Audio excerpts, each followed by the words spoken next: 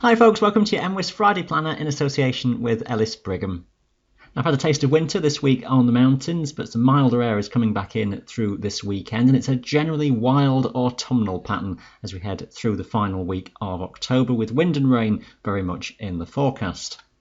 We'll start off with the freezing level chart and this as we go overnight into Saturday, and no prizes for spotting where we've got a warm front as temperatures and the freezing level rises quite quickly from the west as we head overnight. So by dawn on Saturday, most of the mountains will be a good few degrees above freezing point. So any of that winteriness, unfortunately for the weekend, is disappearing. Milder air then prevails through this weekend, and as we go through Saturday, Sunday, it stays above zero by a good few degrees on most high tops. We will, though, through later Sunday, start to see a lowering of temperature and freezing level just coming back in from the North Atlantic. Not anywhere near as chilly as we've just seen, but as we head into Monday, just putting the highest tops above around 12 or 1300 metres back to around freezing point for Monday daytime.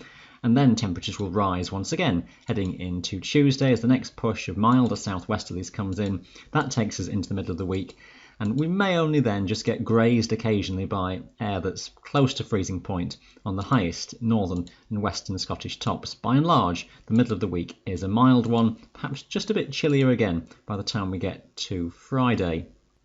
There's the chart for this Saturday, and that's the warm front we mentioned moving northwards across Scotland with some rain on it for a time. Most of the rain during Saturday affecting more western coastal mountains where it may come and go and in fact be fairly persistent at times around Skye and the west coast.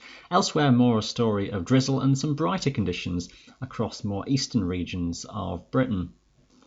And the close proximity of the isobars on the previous chart giving the game away that it will be an increasingly windy story, and this is one of our technical charts then which shows wind speeds. This corresponds to the height of the sort of higher mountains around Munro level and just above through Saturday. This is giving wind speeds in knots. We're at about 10% and you've got miles per hour. Just look at the general story though. This is early in the morning, already western Scotland, that wind speed 40 to 50 miles per hour plus, and will strengthen there as we go through the day. The exposed higher summits around Skye then through the middle of the day into the afternoon could well get to gusts at least of 60 or 70 miles per hour and extensive wind speeds to gale force 40 miles per hour or more across much of the Highlands. That will be strengthening into West Wales, the Lake District and North Pennines too onwards into the afternoon. Some powerful gusts getting around the Cairngorm Plateau down into some northern corries where in excess of 50 miles per hour may well be occurring through the afternoon. Ben Nevis summit likewise could be gusting over 60 miles per hour. Gale force winds increasingly then turning up further across England and Wales, the higher tops in the afternoon into the evening. It stays windy overnight and gales will prevail as we head onwards into Sunday too.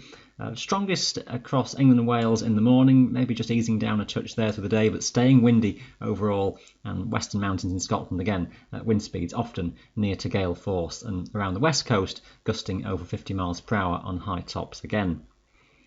Rainfall sequence for the weekend. Now, drizzly bits and pieces across western hills of England and Wales, enough to be a real nuisance, and low cloud rather persistent there. It's the windward coasts and hills facing directly south-southwest that will take most of them, so you won't actually have to go too far to the northeast of major hill groups in North Wales and across the northeastern side of the Lake District to find a few sheltered spots where it's mainly dry and that cloud base is quite a bit higher. A good part of the Pennines and the Peak District actually seeing a half-decent day despite the strengthening wind, with some brighter skies and staying generally dry down the length of the Pennines. Heavier rain though coming into western Scotland, really more so late in the day as a front comes in across Ireland, setting in for some more constant heavier falls for the West Highlands.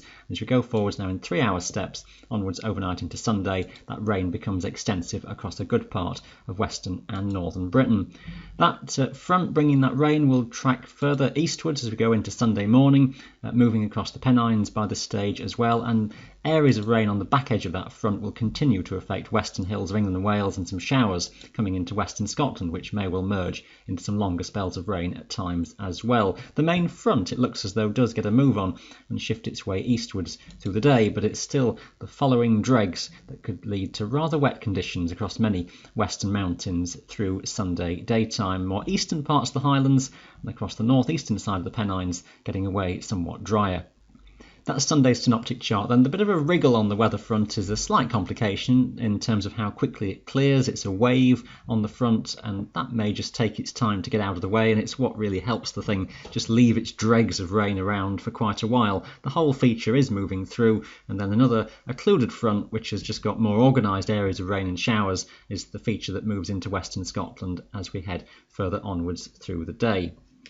Into the new week, and for Monday, it's a relatively cool west by southwesterly flow that is in across the British Isles then, that air having come around more from the North Atlantic. It's a showery story, one or two of those showers on the heavy side, particularly in more western regions, and in Scotland they could merge into something a bit more organised as we have a trough just moving through from the Atlantic, and the small risk of a rumble of thunder in one or two of those heavier showers and possible hail mixed in. With the temperatures that bit chillier, some sleet and some snow on the very highest tops is possible. Showers a bit more scattered the further east you go across Scotland, and a scattering of showers across England and Wales. Locally, in some western parts of the lakes and Snowdonia could be frequent at times. Another windy story, the winds near to gale force across the Highland tops much of the day, a little bit lighter winds the further south we go across Britain. Heading for the middle of the week, and we drag in the milder southwesterly from the Atlantic through Tuesday. A broad warm front expands north and eastwards across Britain. Now this will leave a legacy of low cloud and drizzle, particularly across western Scotland, where it will likely stay rather damp much of the day. Not necessarily heavy, but just constantly wet, I suspect, on those western mountains. Much less of that across the eastern side of the Highlands. Some low cloud, a skin of moisture, if you like, across the western hills of England and Wales. There may be some drier air mixed in with this southwesterly flow, which could mean that it is just a very low deck of cloud, but above that some brighter skies. So get to the lee of the high ground in Snowdonia, the northeast side of the lakes again, and a few places could do quite well for some brighter conditions. But again, it's a windy picture, gales or severe gales on the higher mountains, the worst of the winds focused on the north and west of Scotland. Into Wednesday, and a waving, wriggling frontal system is expected to trail across Britain. Now, it's one of these features that can produce a lot of heavy rainfall as it just runs along itself over many, many hours. Focusing at this stage, it looks like on western Scotland. With time, that heavier rain could transfer a bit further southwards too, into England and Wales, perhaps more later Wednesday or into Thursday. Again, it stays a very windy picture, the risk of extensive upland gales. Temperatures on the mild side, perhaps a bit cooler in northern Scotland. If all this heavier rain does start to mount up, then we could see the risk of some flooding in western areas. Plenty going on with that story then, and a generally unsettled one as we go further toward the end of the week as well. Mild south-southwesterlies look as though they prevail heading into next weekend. Difficulty with the detail in the forecast, but the risk of another centre of low pressure spinning up from the southwest, that could drive its way across us heading through the weekend, as we just change the calendar to the start of November. Again, the risk of gales and some heavy rainfall with that sort of system. So southwesterlies prevail in the short term, and this chart shows average pressure over a 7-day period. That's until the 1st of November, but if we just flick the switch and go to the first week of November up until the 8th, and that shows generally lower than average pressure still over us, so expect unsettled conditions, but just the suggestion that we start to draw down a chillier airflow from the north. As higher pressure builds out to the northwest of us, that just turns the airflow around, and that's the scope for something chillier, wintry on the hills in that first week of the new month. We shall watch that carefully in the longer range forecasts. You can stay up to date with your latest local information every day on the mwis website. That is your planning outlook in association with Ellis Brigham. Thanks for watching. Bye for now.